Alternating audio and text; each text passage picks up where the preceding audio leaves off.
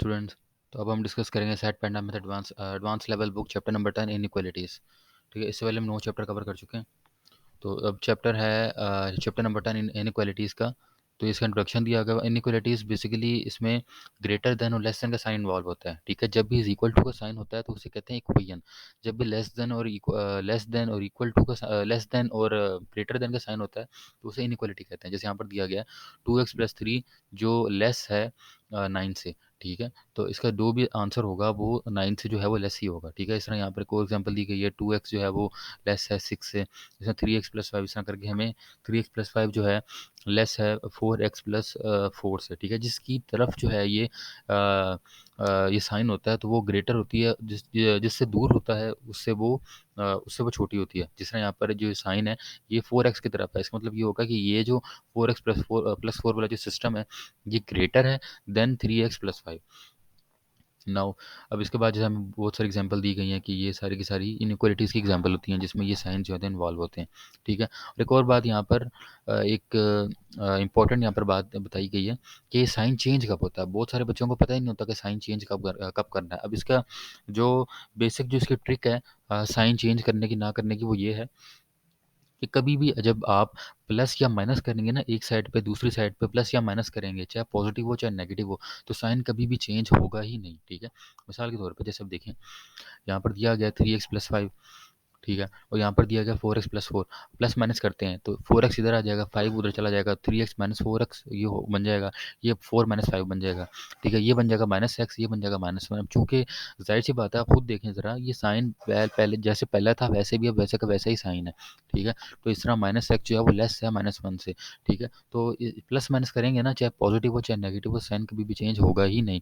जब आप मल्टीप्लाई या डिवाइड करेंगे माइनस के साइन से तब जो है साइन चेंज होगा। ठीक है, मैं रिपीट कर रहा हूँ, प्लस माइनस करने से साइन चेंज होगा ही नहीं, चाहे पॉजिटिव हो चाहे नेगेटिव हो। अगर तो आप एक साइड पे या दूसरे साइड पे मल्टीप्लाई करते हैं माइनस के साइन से या डिवाइड करते हैं माइनस के साइन से, मिसाल के तौर पे ये लेफ्ट हैंड साइड से राइट हैंड साइड पे जाता हूँ मैं, -5 को डिवाइड करता हूँ तो -5 से मल्टीप्लाई करता हूँ तो साइन चेंज हो जाएगा। ठीक है, तो आपने इस बात को ध्यान में रखना है कि ये ट्रिक है कि साइन चेंज करने की। ठीक है, कई सारे बच्चों को बहुत कन्फ्यूजन होती है कि जी साइन चेंज कब करना है, तो ये इसकी ट्रिक थी। आगे हम एग्जाम्पल में देखते हैं which is the following integer is a solution to the inequality. ये इनइक्वालिटी दी गई है, तो इसका सोल्यूशन निकालो ज़रा। ये बता रहा है कि जी -3x -7 है और जो लेस देन और इक्वल टू है -7x -27। ठीक है, अब इसने कहा कि जो following integers is a solution निकालना है इसका आपने। ठीक है, तो x की वैल्यू निकालनी है ना, तो ये उधर चला जाएगा x वाला, और ये जो आपके पास कोफिशिएंट है 7, वेरी जो ये आपके पास डिजिट है तो ये राइट हैंड साइड पे आ जाएंगे। तो इस तरह आपके पास आंसर आ जाएगा 4x -20। अब आप गौर से देखें, अब आपने डिवाइड किया है इसको 4 से। ठीक है, मैंने कहा था मल्टीप्लाई या डिवाइड करना है माइनस से, माइनस भी होना चाहिए ना साथ, अब क्योंकि 4 है, ये तो माइनस थोड़ी है, तो पॉजिटिव है, तो साइन वैसे का वैसा ही रहेगा। ठीक है, तो इसके ये जो है इसका आंसर आ जाएगा। मगर आपको ये पढ़ना भी आना चाहिए कि x जो है वो लेस देन है और इक्वल टू है -5 से। ठीक है, मतलब ये होगा कि अब आपको पता ही है कि माइनस में वैल्यू जितनी बड़ी होती है उतनी छोटी होती है, तो करेक्ट ऑप्शन इसका जो अल्फा बनता है -6 will be the correct option. इसकी एक्सप्लेनेशन भी आप पॉज करके देख सकते हैं।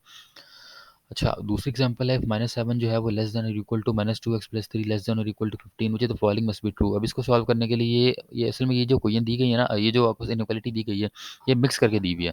ठीक है, अब आपने इसको यूँ करना है -7 लेस देन और इक्वल टू -2x+3 यूँ करना है इसको, एक तो ये बन जाएगी, दूसरी बनेगी -2x+3 less than equal to 15।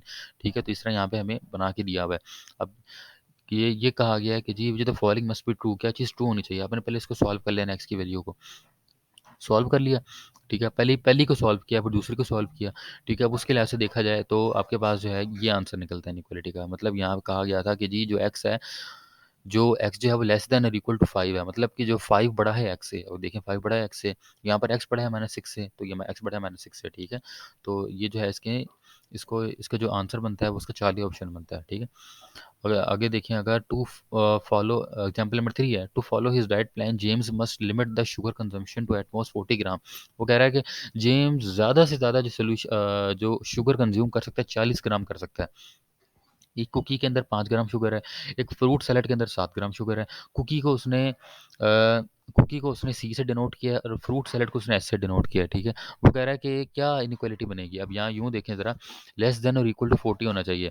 ठीक है, अब यहाँ पर देखें 40 जो है लेस है, 40 अब यहाँ पर इनइक्वालिटी में जब भी आप इन जैसे क्वेश्चन को सॉल्व करेंगे ना, तो लेस देन इक्वल टू का साइन आपने लाजमन लगाना है, ठीक है, या तो इक्वल होना चाहिए 40 के, या तो उससे लेस होना चाहिए। अब यहाँ पर दो ही हैं, यहाँ पे बीटा और डेल्टा पे जो है यहाँ पर आ रहे हैं, ठीक है।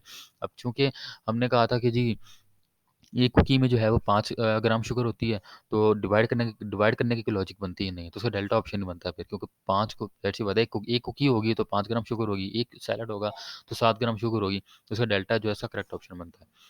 अच्छा, अब यहाँ पे ग्राफ्स के बारे में एक्सप्लेन किया। ग्राफ्स वाले जो क्वेश्चन होते हैं ना, बेसिकली इस तरह के बहुत कम आते हैं, खासतौर पे एमसीक्यूज वाले क्वेश्चन में तो बहुत कम आते हैं। आप जनरल आइडिया ले लें वो क्या कहना चाह रहा है कि जी from a graphing standpoint what does inequality look like है जी। अच्छा, जो हमने ऊपर एक जो किया था ना इनइक्वालिटी का, वो हमने किया था कि जी इक्वेशन में कैसे लिखते हैं उसको, ये इक्वेशन में कैसे सॉल्व करते हैं, साइंस के लिहाज से कैसे सॉल्व करते हैं।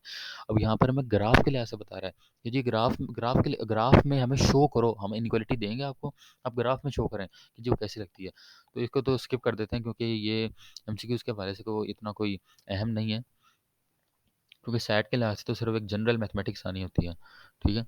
तो अगर आपने फिर भी पढ़ना चाहते हैं तो पॉज करके पढ़ सकते हैं इसको, कि वो बता रहा है कि किस तरह उसे शो करेंगे, कि अगर ग्राफ के लिहाज से इसको शो करेंगे, ठीक है, तो इस तरह बता रहा है ये। अच्छा, उसके बाद जो है फिर but does a system of inequalities, यहाँ पर जैसे यहाँ पर दो इनक्वालिटीज़ दी गई हैं, अब यहाँ पर हमें कहा गया कि जी ग्राफ में शो करो, तो यहाँ ग्राफ में शो किया गया इसने इसको, ठीक है। अच्छा, तो अब चलते हैं आगे। यहाँ पर उसने जो है वो वैल्यूज़ निकालनी है एक्स और वाई की, फिर उसने इसको ग्राफ में शो किया है। अच्छा, यहाँ पर जो है बेसिकली क्वाड्रेंट दिए गए हैं, पहला दूसरा तीसरा चौथा। अच्छा, ठीक है। तो following system of inequality is graphed in the XY plane, यहाँ पर एक्सवाई प्लेन में दिया हुआ है, यहाँ पर एक इनक्वालिटी दे दी, फिर दूसरी भी दी है। वो कह रहा है which quadrant contain solutions to the system, वो कौन सा क्वाड्रेंट है जिसमें सॉल्यूशन हो सिस्टम्स का। अब चूंकि ये भी वही क्वेश्चन है, खैर ये भी ग्राफ वाले क्वेश्चन है, आप इसको भी सॉल्व कर सकते हैं। कि यहाँ पर बताया गया कि जी अब किस तरह आपने इन दो इनक्वालिटीज़ को जो लेना है, इनके सोल्यूशन निकालने हैं, फिर उनको यहाँ पर ग्राफ पे ड्रॉ करना है, ठीक है। चूँकि ग्राफ पर हमारे पास है नहीं, और वैसे भी एग्जामिनेशन में तो बहुत कम है कि इस तरह के क्वेश्चन आए, ठीक है, पेपर में। तो आप पढ़ सकते हैं वैसे इसका ऑप्शन बनता है डेल्टा, पहला दूसरा तीसरा और चौथा, चारों के चारों क्वाड्रेंट्स में लाई करेगा, ठीक है। अच्छा, उसके बाद क्वेश्चन है कि जी ecologists have determined the number of frogs y must be greater than or equal to the 3 times the number of snakes x। ये भी वैसे क्वेश्चन है कि इसे सॉल्व कर लेते हैं, क्योंकि ये थोड़ा जनरल क्वेश्चन है। For a healthy ecosystem to be maintained in a particular forest, ठीक है, in addition the number of frogs must be the number of and the number of snakes must be at least 400। अच्छा, क्योंकि आप पहले ये देखें, उसने फ्रॉग को वाई कह दिया, ठीक है, स्नेक को उसने एक्स कर दिया, ठीक है। वो कह रहा है कि ये कम से कम ये 400 होने चाहिए, एटलीस्ट 400 होने चाहिए, 400 के बराबर या 400 से कम होने चाहिए, ठीक है। अब एक्स प्लस वाई की बात करते हैं। चूंकि अल्फा ऑप्शन में देखें पहले, तो यहाँ पर एलिमिनेशन मेथड इस्तेमाल करते हैं, वाई माइनस एक्स नहीं हो सकता क्योंकि हमने प्लस की बात की है, बीटा भी नहीं हो सकता क्योंकि यहाँ पर माइनस आ रहा है, चार्ली डेल्टा में देखें तो बन रहा है यहाँ पे। चूंकि हमने ये कहा था कि जी वाई जो है उसके बराबर होना चाहिए या 400 से स्मॉल होना चाहिए, तो उसका चार्ली ऑप्शन करेक्ट बनता है, बाकी ऊपर वाले की देखने की जरूरत ही नहीं है, ठीक है। तो उसका चार्ली जो है ऑप्शन करेक्ट ऑप्शन बनेगा यहाँ पे, ठीक है। बाकी आगे भी ग्राफ वाले क्वेश्चन आ रहे हैं, ठीक है। Hope you get the point कि वो क्या कहना चाह रहा था। उसका प्रॉपर सोल्यूशन ये रहा पार्ट वन के सोल्यूशन में कि जी द नंबर ऑफ फ्रॉग जो है वो इतना दिया गया, तो वाई जो है जैसे पता फ्रॉग जो है वो 3 गुना ज़्यादा है स्नेक से, तो आप जो है इस तरह निकाल सकते हैं, फिर तो 40 का करेक्ट ऑप्शन बनेगा।